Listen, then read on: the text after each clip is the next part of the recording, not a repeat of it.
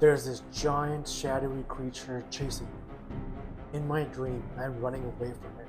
Everybody's had those dreams before, even you. And all of a sudden, while I'm running away, I do something crazy. I stop and I turn around. And then, hello and welcome to Life Changing Moments. My name is Moeen. I'm a real estate agent in Toronto, but this channel is not about real estate. No. This channel is about life-changing moments, the lessons I learned, and what I can give to you to inspire you and move you in the direction of your inspirations. I think I got that right. But without further ado, here's 5 things that I wish I knew in my 20s. Maybe there'll be a 6th. Hang out till the end to find out. Here's number 1. Life is suffering. I know, that is bleak, but hear me out. If you already expect pain, nothing can hurt you. But that's not what I'm trying to say.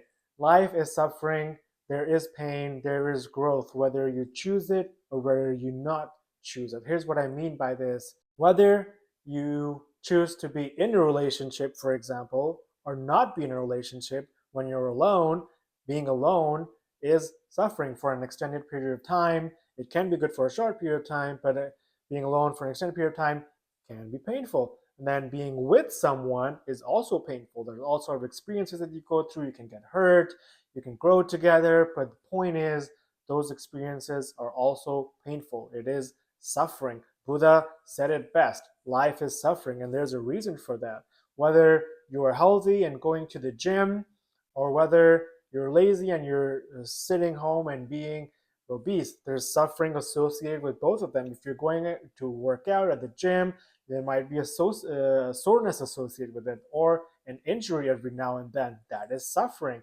If you're sitting and you're just eating and you turn out being obese, there's a whole bunch of health issues that can come up with that, heart problems when you turn 40. So they're suffering without working out, and they're suffering with working out. So what am I really trying to get at here? The point that I'm trying to make is that there is going to be challenges in your life, whether you like it or not. So why not make it challenges that you choose yourself?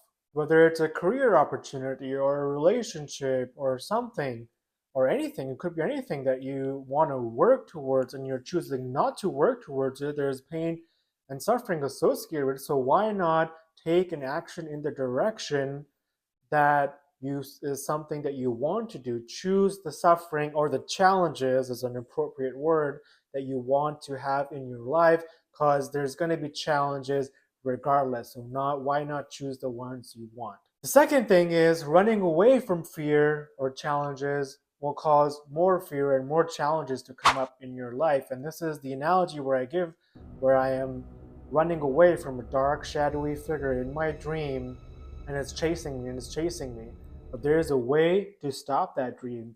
And here's what I did. I took a breath in my dream, and then I stopped, I turned around, and I walked towards the giant shadowy figure and gave it a hug and told it, I love you. Now, why did I do that and how did I do that? Well, how is something we can talk about another time. If you're interested, leave a comment below. It has something to do with lucid dreaming, but the philosophy I'm talking about is Tibetan Buddhism, where lucid dreaming always also ties into it. And there's a point in my life where I was interested in Tibetan Buddhism, and there they say the monsters that chase us in our dreams are things that about ourselves that we've neglected, and over time they become mutated and they become these scary things that are craving our attention.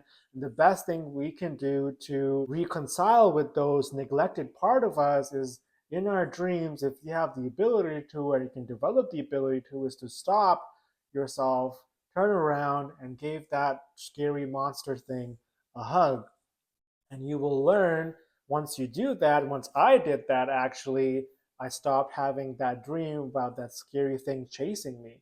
Isn't that crazy? But if you're not into lucid dreaming and all that stuff, you can do that in real life. Whatever the scary thing is that's making you anxious, rather than making yourself not think about it and distracting yourself and watching videos and scrolling on Instagram, face the problem. Look at it and you will realize it was just much smaller than you're making it in your head. Number 3, good decisions you make in your 20s will compound over time.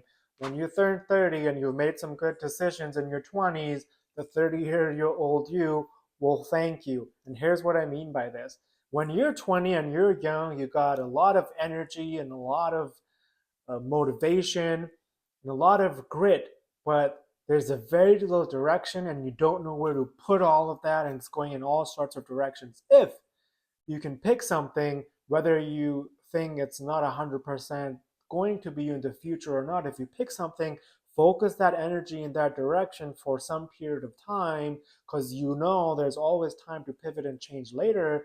Being in your 30s, that you can always change the direction you're going in. Life is full of those kinds of opportunities, but if you can pick a direction, focus on it for a couple of years, I guarantee you when you get older in your 30s, you will thank yourself for making that decision, even if in hindsight it wasn't the right decision, but it's going to help you build foundations that you can take in the new direction that you're going in now. The fourth thing I wish I knew while in my 20s is that while you're experiencing a lot of change when you're very, very young, for me, I changed countries after high school, and then I came to Canada.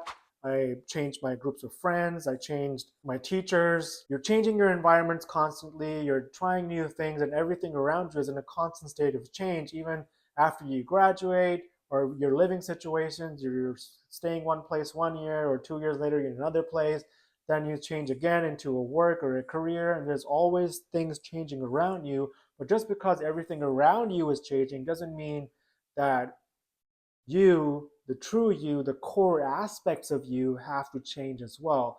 And while there are small things about yourself that you can change, but there's always a habit of trying to fit in and doing things that you're not comfortable with. And I mean doing things that are not defining who you are. And what I mean by that is if you are an introvert, then that is the core trait for yourself that's going to stay with you for a long time. If you're not a jokester or a prankster and you try to be, you can't incorporate that within yourself and become that, because that's not a core personality trait for you. So whatever your core personality traits are, whether you're good at one-on-one communication, whether you think you're good at drama, lean into those, because those are the things that matter the most. Small things here and there that you can always try and change about it, but your core personality traits, harness those traits, those core traits, good things about yourself, and lean into those, and they may become your superpower. It's the same philosophy about relationships, right? You love the person for who they are now rather than what you think they can be, which a lot of people in their 20s can do. And what I did in my 20s is you try to change the person into something they are not, that you want them to be.